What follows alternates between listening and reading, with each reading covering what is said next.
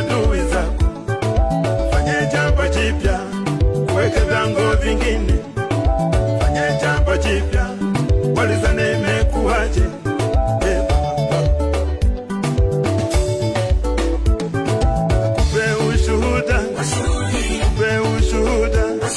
Yekuwa wakio, wakikupa kicheko. Yekuwa mavumbini, ile Mungu atakubeba. Yeitwa kauka nikuvae, wanakikuvisha.